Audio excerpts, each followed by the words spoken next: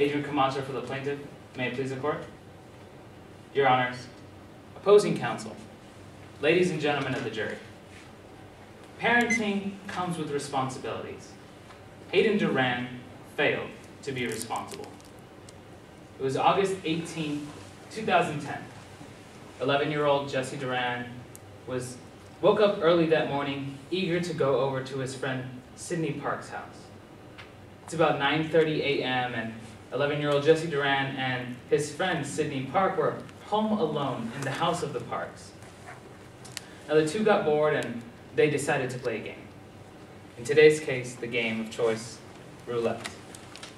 Now, this is not the first time that Jesse Duran has wanted to play roulette. This is not the first time that Jesse Duran has wanted to play with guns. This isn't even the first time that Jesse Duran has wanted to shoot other people. It is, however, the first time that Jesse Duran isn't doing so in a virtual world. Now, as you will hear in today's trial, this is because Hayden Duran, the parent, has filled the home with various types of violent media.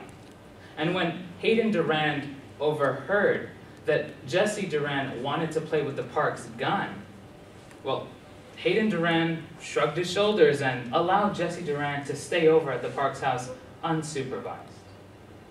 Ladies and gentlemen of the jury, today's trial is about how Hayden Duran failed to be responsible. We as a plaintiff are alleging that Hayden Duran is liable of neglectful parental supervision.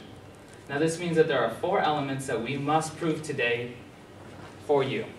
The first element is that Hayden Duran should have known or knew the need to ensure that his child, Jesse Duran, did not pose an unreasonable risk of bodily harm to others.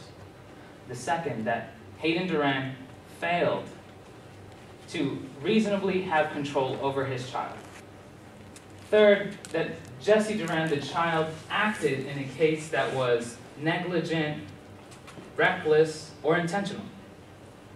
Fourth, and lastly, that Hayden Duran's actions or inactions, combined with Jesse Duran's actions, were the direct and proximate cause of the harm suffered by the Parks family.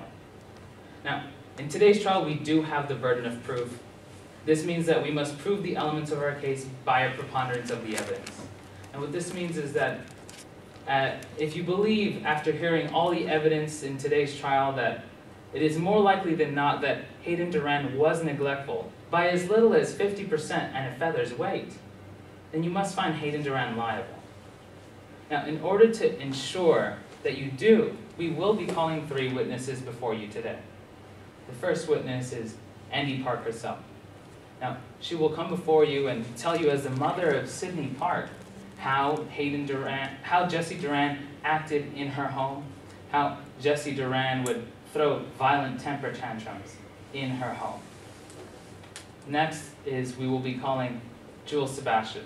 Now, Jules Sebastian was the lead crime scene investigator in today's case, and he will come before you and tell you that when Jesse Duran shot and fired at Sydney Park, the only fingerprints to have been found on the bullet casings were ones that matched to Jesse Duran. The last witness we will be calling for you is Dr. Campbell Solo. Now, Dr. Solo will come before you and explain to you that there were several risk factors that Jesse Duran exhibited, and those several risk factors were very obvious and ones that Hayden Duran should have taken note of. It is at the end of today's trial that you will find that Hayden Duran was clearly not responsible. At the end of today's trial, my co-counsel will come before you and ask that you find Hayden Duran liable. Thank you.